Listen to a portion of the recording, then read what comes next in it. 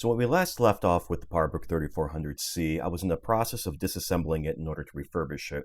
Replace the hard drive for a CF to ID adapter, replace the PRAM battery, do some general cleanup, look for anything that might be wrong. And so this is going to be part 2 to that, where we actually do some of those things. However, before we get into that, I want to go into a brief history about it, and then I promise we'll get right back into the disassembly. The PowerBook 3400C came out on February 17, 1997, and was discontinued on November 7th of the same year. It was, at the time, the most powerful laptop on the market, at least from a purely technical specification standpoint. It replaced the previous PowerBook 5300 and is superseded by the PowerBook G3, which shares the same overall chassis and design as the 4300, but also included USB ports. The PowerBook 3400C came in 3 configurations, all featuring a PowerPC 603E CPU at either 180 MHz with a 1 GB hard drive, 200 MHz with a 2 GB hard drive, or 240 GHz with a 3 GB hard drive. All came standard with 16 MB of RAM soldered onto the board, but could be upgraded to a maximum of 144 MB using a 128 MB upgrade card. It did not use standard SO-DIMMs other laptops of the era used, but the hard drives were standard 2.5-inch variety. It could also come equipped with a CD-ROM drive ranging anywhere from 6x to 12x, or a zip drive. The floppy drive supported either 800 kilobyte disks that previous Macs used, or 1.44 megabyte disks that were very popular among PC users. It also features a 12.1-inch active matrix color SVGA LCD display capable of showing up to 32,000 colors at up to a resolution of 800 by 600. It has a pair of built-in speakers for sound, but also could be connected to external speakers. It also came with an ADB port for connecting an external keyboard or mouse, serial port for printing, a standard VGA video out port to mirror your display, a 30-pin mini SCSI port for external SCSI devices, a combination 33.6K modem, 10 megabit per second Ethernet port, an IR port, and 2 card bus PCMC IA slots.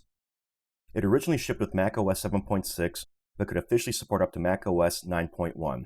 Although hacks were available to allow you to run Mac OS X up to version 10.2.x. Anything above that required a G3 processor. Alright, well that's it for the brief history and overview. Let's get back to the refurb.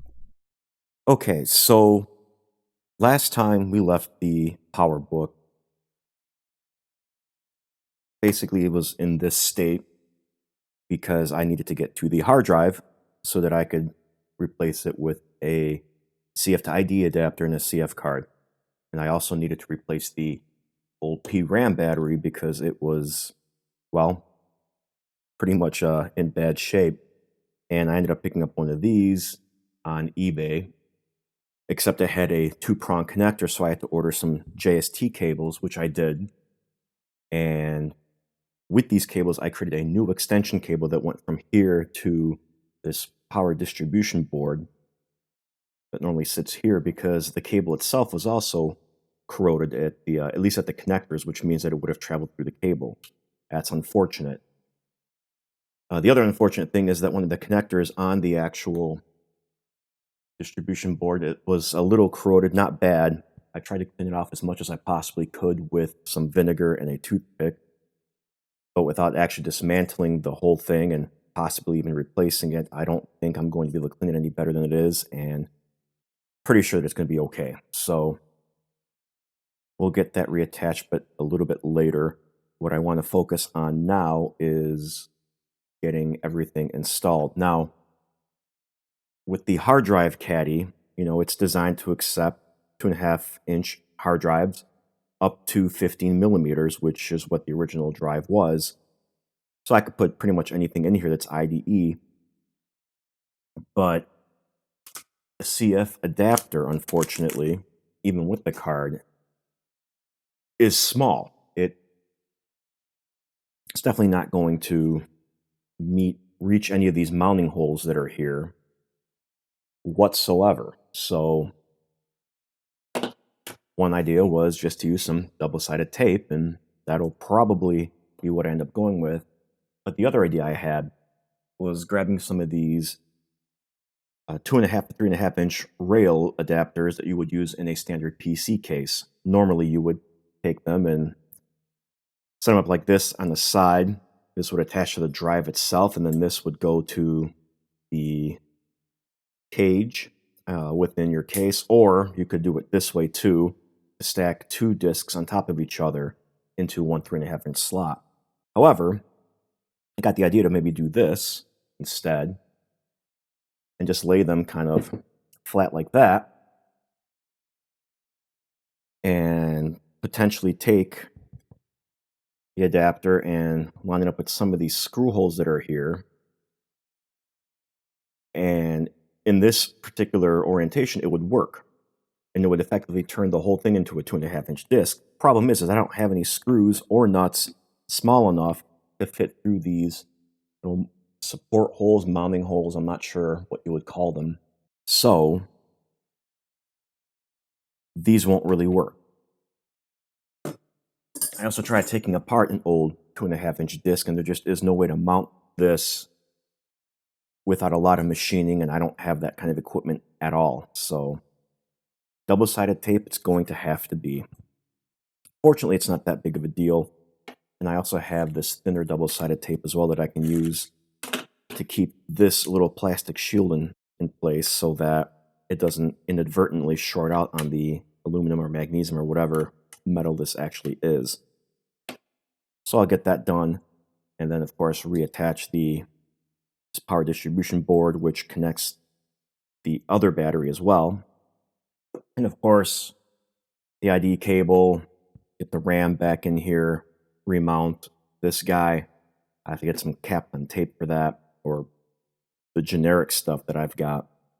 And then get the switchboard, speaker board back in place, and that should basically be it. Now, the old battery was attached with some double-sided tape. Still kind of tacky, but I'm just going to remove it and put some new tape on. I mean, this new battery is slightly thicker than the old one was anyway, so I should probably use this thinner Scotch double-sided tape.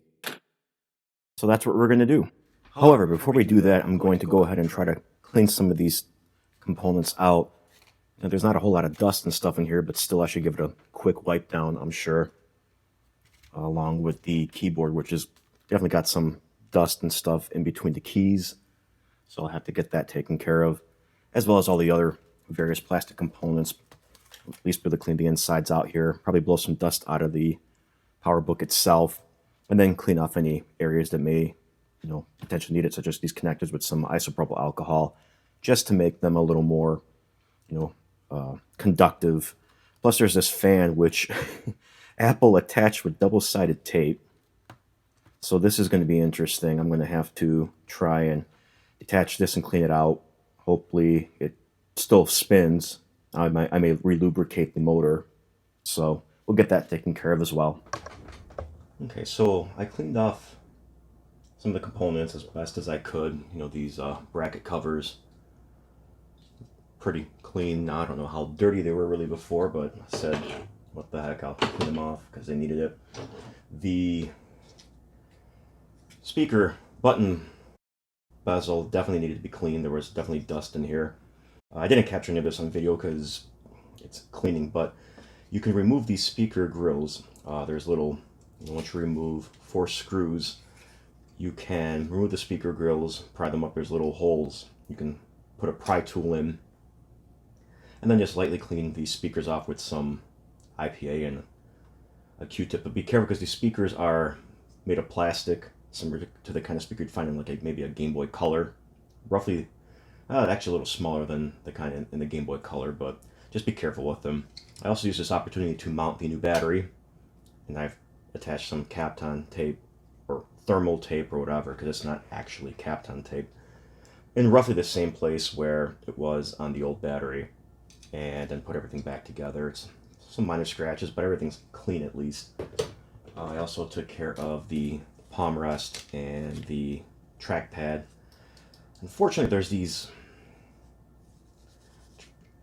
Tried scrubbing a little bit, but I might have to try to re-clean it one more time, but there's just some weird area here of discoloration. I'm not sure if it actually shows up or not on camera. Could just be staining, I don't know. But I'm going to try to clean that again. I also took the little fan out and took the sticker off and lubricated it with some oil. Unfortunately, the sticker wouldn't reattach anymore, so I just put some electrical tape over it. Otherwise, the fan seems to be in okay shape. It's almost not even worth having a fan in, but with this size, this can't push much air. But it is, Apple probably decided they had to put something in there, so they did. I also went ahead and dusted everything inside here a little bit. Attached the battery extension cable that goes into this power board here. And actually, I probably shouldn't have reattached this until I put the fan back in. Probably do that now just to be safe. And again, it's just held on with double-sided tape, which just astounds me, but whatever. Might have also been a last-minute decision by Apple's engineers. I know Steve Jobs was not a huge fan of fans because he didn't like noise, but at some point you gotta keep things cool. One of the reasons why some of the earlier classic Macs, such as the original Mac and the 512 and the Plus, failed is because they would overheat. And it wasn't until he left that engineers were actually allowed to put fans in to help cool the power supplies off. But especially because in the SE, that series started hard drives, internal hard drives, and those generated heat. So they definitely needed to do something. Steve Jobs, had some well-intentioned ideas, but not always ideal.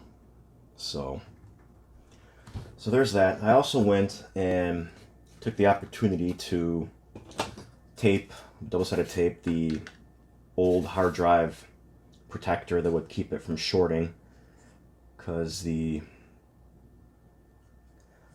components on the drive PCB could potentially short against the metal here. On the compact flash adapter, though, I added some Kapton tape to any place that could potentially short, even though there would be enough of a gap everywhere. Double-sided tape here.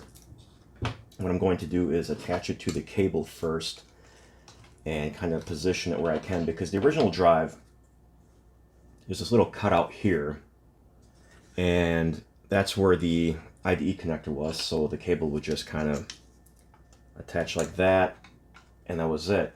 So it really can only be in one spot, but because this is so small, I can reposition it a little bit better, although I'm going to have to try and keep it no more than that. Again, I've got the Kapton tape to protect the metal, but you never know. I don't want it to accidentally short out on this crystal. I'm assuming it's a sound chip.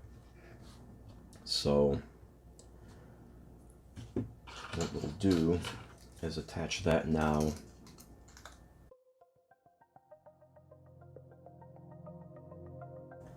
And then this just kind of sits like that. Now, the other tricky thing is the way this ribbon's already bent, it's almost like a muscle memory type situation. Now, I could introduce a new crease, but I don't want to, because this ribbon is already old as it is, and these probably aren't easily available. Now, when it comes to attaching it, again, it would sit like that because that's where it was originally, but I've got a little bit of leeway.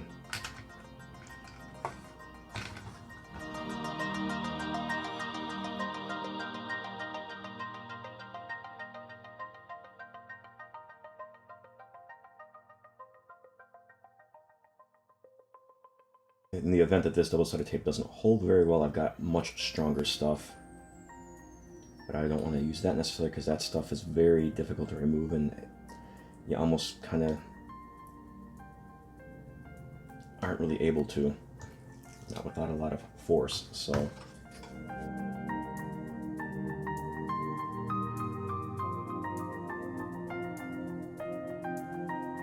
I don't even need the hard drive screws because there's nothing to reattach.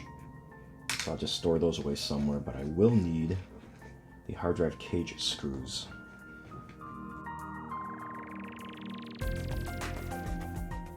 Remember not to over tighten, this is old plastic.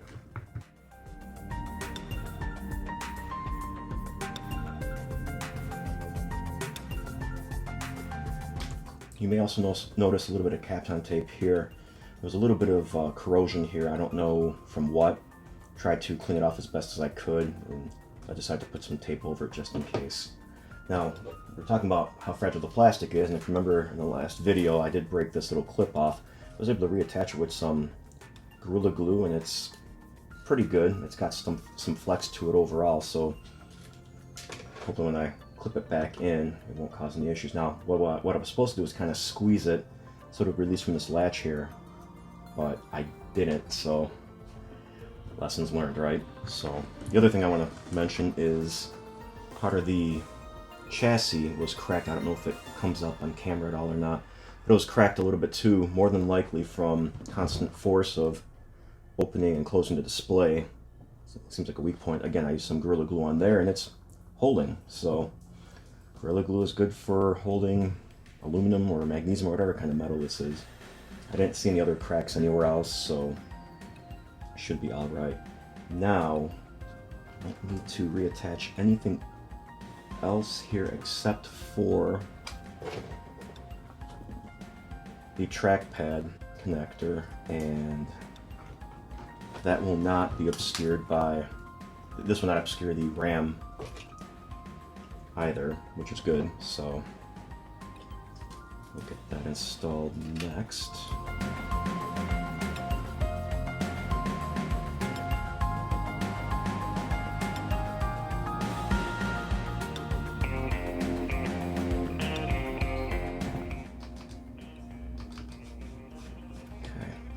That will be screwed on at the end. Now I need to install the RAM first or the keyboard first. I'll do the RAM. It's easy. Look, it's installed. And then do I need to put this on next, or do I need to do the keyboard? Keyboard either way. Tried to clean the keyboard up as much as I possibly could as well. It's definitely much better, but I think ultimately the best thing is to just take it all apart and soak it. But the problem is that they riveted everything onto this structural plate here, and I don't want to just soak this in soap or anything in case it'll mess with the flexible circuit board. And I don't want to risk popping the keys off just because they're older, and again, the little plastic clips are a little fragile, so I don't want to risk it. So I'm going to leave it and just, again, do as good of a job as I possibly can with just, a Q-tip again and maybe some Windex or something. Okay, so there's 3 connectors on here because one of them is for the speaker and then the other 2 is for the keyboard. The other 2 are for the keyboard.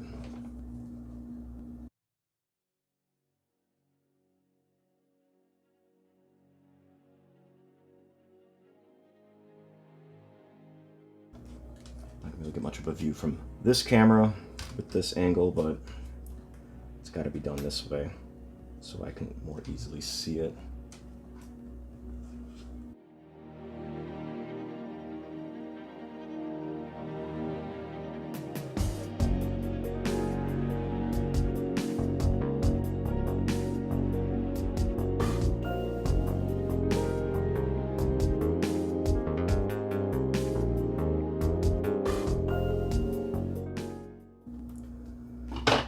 So there's that. Top heavy. But I won't be able to reattach it just yet. Close it up yet because this definitely has to go on next. And this will be the true test because I don't know, like I said, the battery's ever so slightly thicker. And so I gotta make sure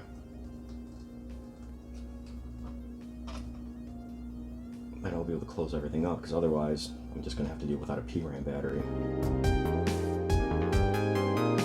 Alright, so this has to go in these little grooves. I think it may just barely fit.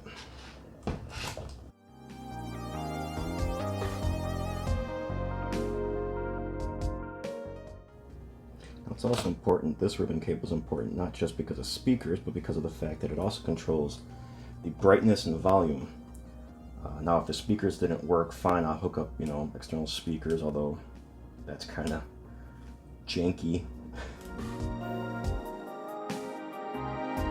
I could live without speakers. I can't live without the brightness controls. Okay, is this going to go? This isn't going down. Oh, there we go. There. Not all the way down, but close enough. It'll hold it in. It's not like super bulging or anything. Let me put this here. Huh. Or not. There. Careful here. Probably should have put the palm rest on last, but okay. Now, nope, this has to go in first.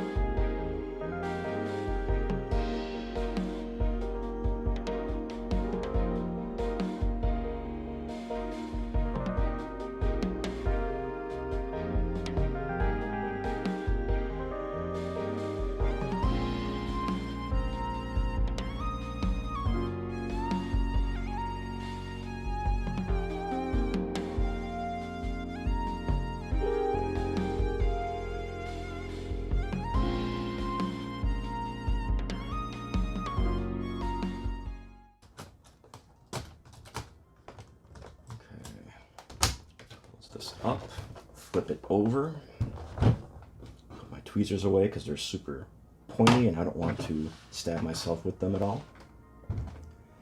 And oh, apparently I didn't screw the speaker panel back in. See, I'm glad I had this stuff labeled.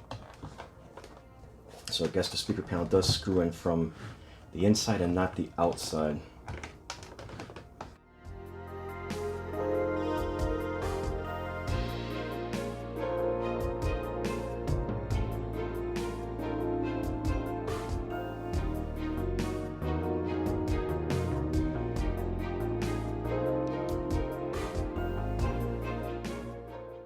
Hopefully I never have to take this apart again. It's not super difficult, but just due to its age in general, I get leery.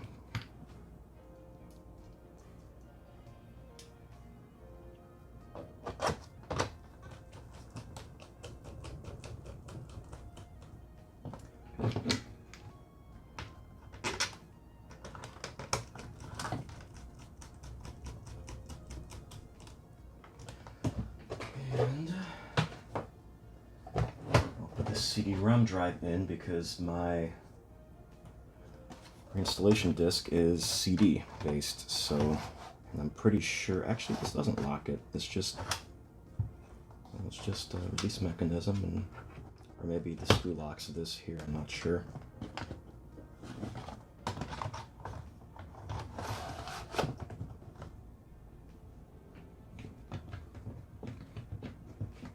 Although this could be for some sort of. No, that's to eject.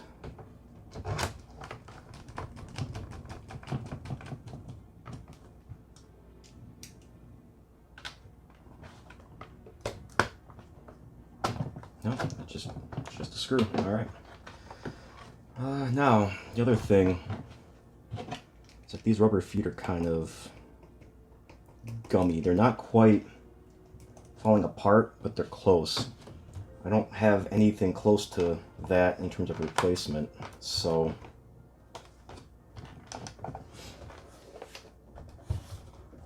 alright, well,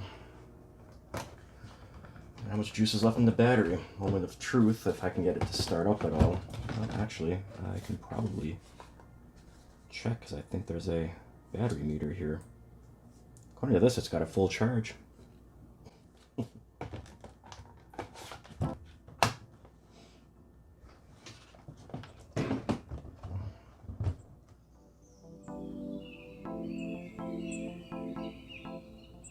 it doesn't. Maybe I didn't plug something in right. But I do have the charger, so.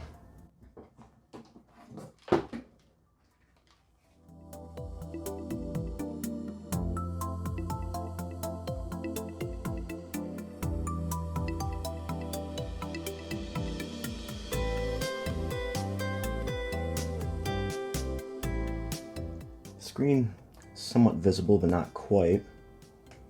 Yep, and now it wants to put a disc in. So that part is successful. Let's see if I can turn this light off too. Yeah, that's a lot more visible now. Let's put a CD-ROM in and see if it will read it or not. What did I do with those discs?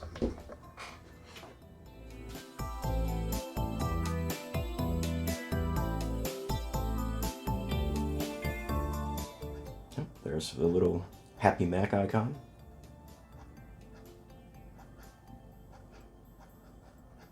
And we'll reinstall whatever version of macOS came on here.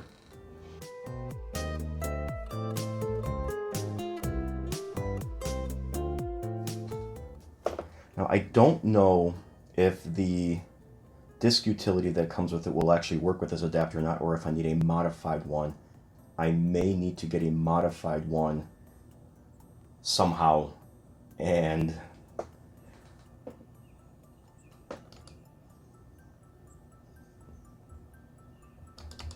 but we'll see. At the very least,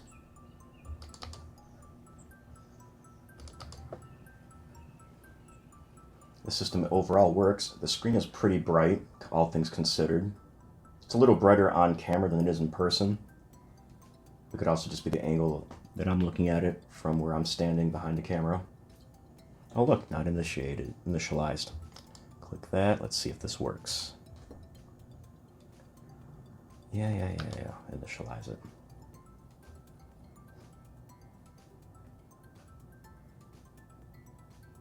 Come on, woohoo!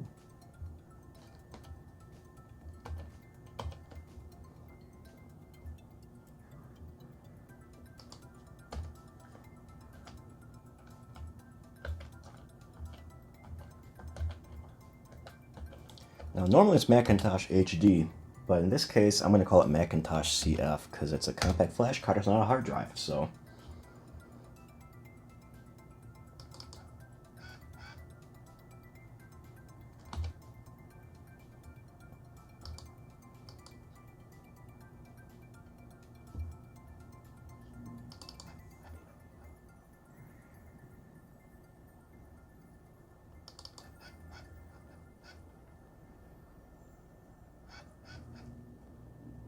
This is going to be a long video, but I'm going to speed up certain parts, cut out certain parts, and maybe if we have to do a part through, we'll do one, but I'm going to try to keep it to 2 parts. Well, no kidding, switch disk. Come on, Apple.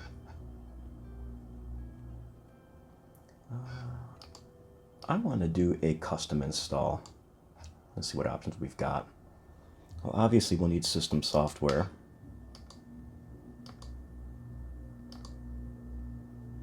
Yeah, sure, why not? Oh yeah, we want that.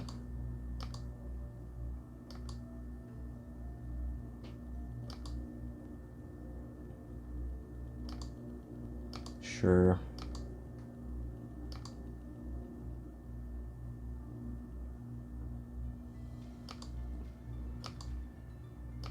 Maybe I'll get a chance to test out that printing capability here.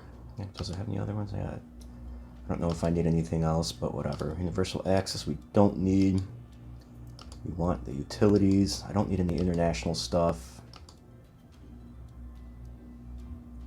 We want fonts, extensions, control panels, Apple menu items.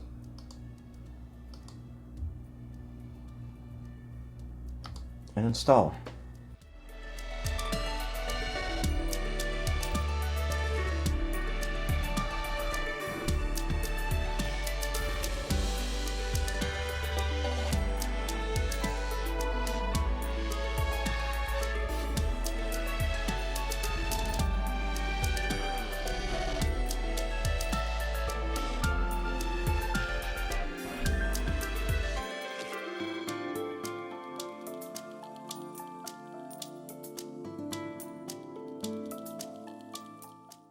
That was pretty quick.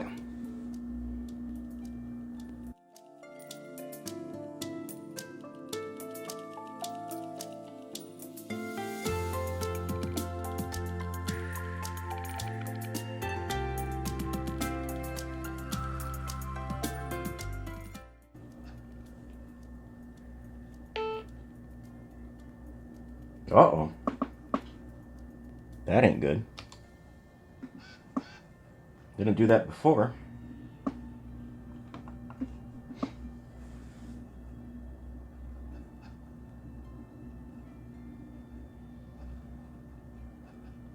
Doesn't take long to boot off a CD though, surprisingly. I just noticed that the power LED doesn't come on. I'll have to look into that.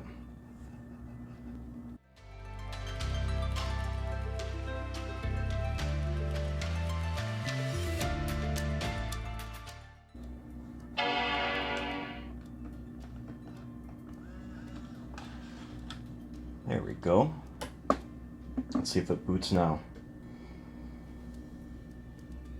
Yay! Let's see how fast it is though.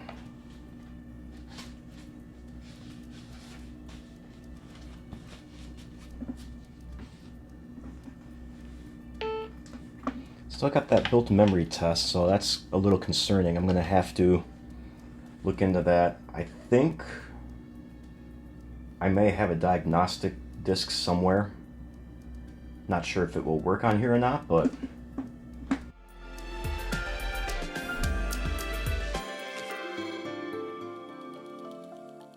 no, the only diagnostic disc I have, unfortunately, is this MTP emergency disc for 680 X0 based processors. So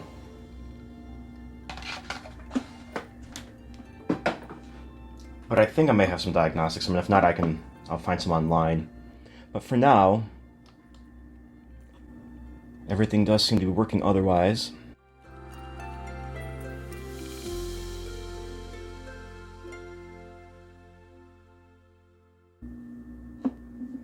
Oh, not bad.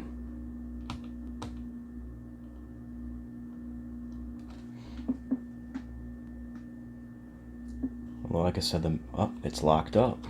Looks like there is some memory issues, so I've got some troubleshooting to do. Did I do it? Because it was working before, so it must have been me, unless the installed OS on there before 8.5, I think it was. Maybe it was able to work around that memory issue. I'm not sure, but now I'm going to have to do some troubleshooting, so we might have a part 3. So yeah, the memory issue was definitely a surprise. I do need to do some investigation. It was working prior to disassembly, so I'm really hoping I didn't damage anything. Though the memory card connector is a little loose, so it's possible I might have incorrectly plugged it in. The connector is not a super snug fit, so it's possible it's not in all the way. It's possible that it was going bad to begin with and just decided now to show its ugly face. But when I got the PowerBook initially, it had macOS 8.5 or maybe 8.6.